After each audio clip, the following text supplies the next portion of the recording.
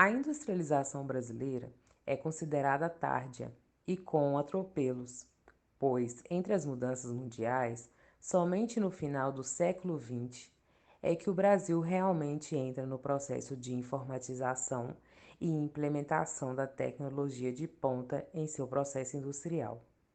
O final do século XX, no Brasil, foi marcado pelo boom das telecomunicações, início da internet e processo industrial mecanizado.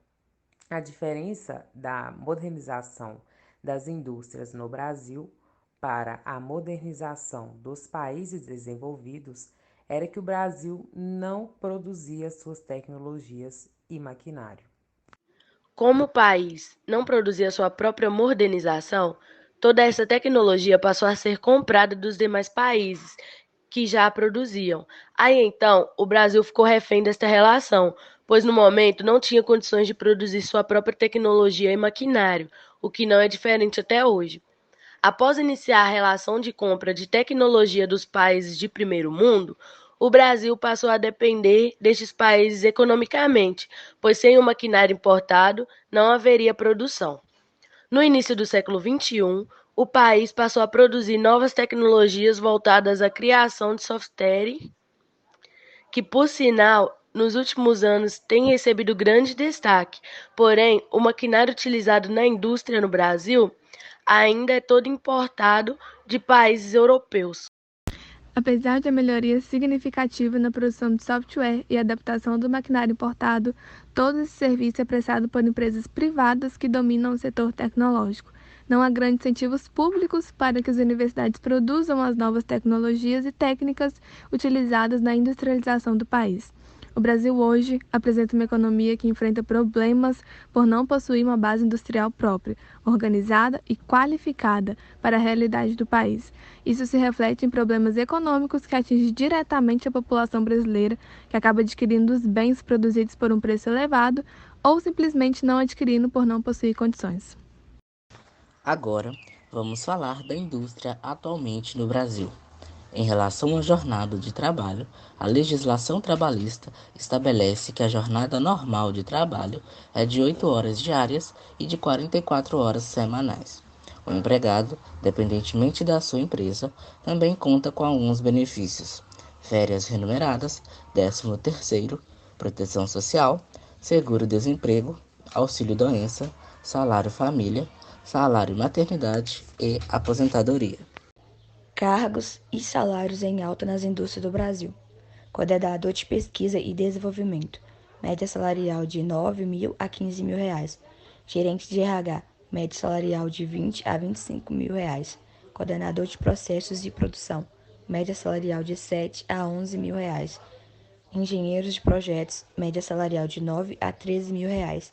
Supervisor de Produção Industrial, média salarial de 6 a 9 mil reais. Supervisor de Produção e Manutenção, média salarial de 6 a 12 mil reais.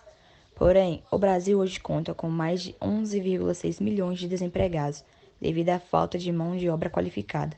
66% das empresas do setor industrial reclamam da falta de trabalhadores qualificados, e isso compromete não apenas cada empresa individualmente, mas a parte do desenvolvimento da economia nacional e, consequentemente, a evolução da indústria, que atualmente é predominante na indústria 3.0.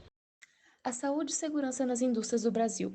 A segurança do trabalho é definida por normas e leis. No Brasil, a legislação de segurança do trabalho compõe-se de normas regulamentadoras, leis complementares como portarias e decretos. Atualmente, no Brasil, há profissionais específicos responsáveis por garantir que as normas trabalhistas sejam devidamente aplicadas nas empresas. Conforme disposto na CLT sobre saúde e segurança do trabalho no Brasil, as empresas têm a obrigação de cumprir e fazer cumprir todas as normas de segurança do trabalho e de instruir os empregados sobre as precauções para evitar acidentes. Aos empregados, também cabe observar requisitos das normas de segurança. Assim, todos têm parcela de responsabilidade na prevenção. Ações preventivas em saúde e segurança do trabalho aumentam a produtividade. Caso as medidas de eliminação ou mitigação tais como riscos ocupacionais de agentes insalubres químicos, físicos, biológicos ou de agentes periculosos, por exemplo, não sejam suficientes para adequar o ambiente aos níveis de segurança previstos na legislação, as empresas deverão pagar aos empregados expostos à condição de risco o adicional de insalubridade ou de periculosidade respectivo.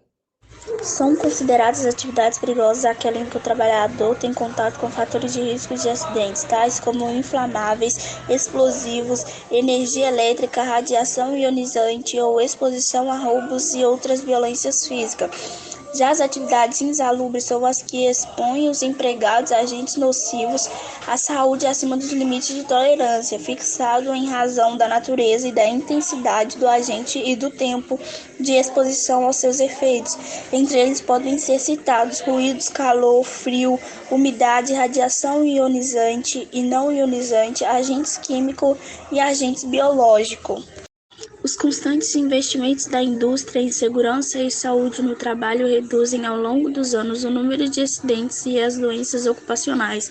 Diante desse cenário, o SESI auxilia empresas a identificar as ameaças e implementar uma gestão de segurança e saúde no trabalho e atender às 36 normas reguladoras definidas pelo Ministério do Trabalho e Previdência Social e os requisitos legais do Ministério da Previdência e Saúde.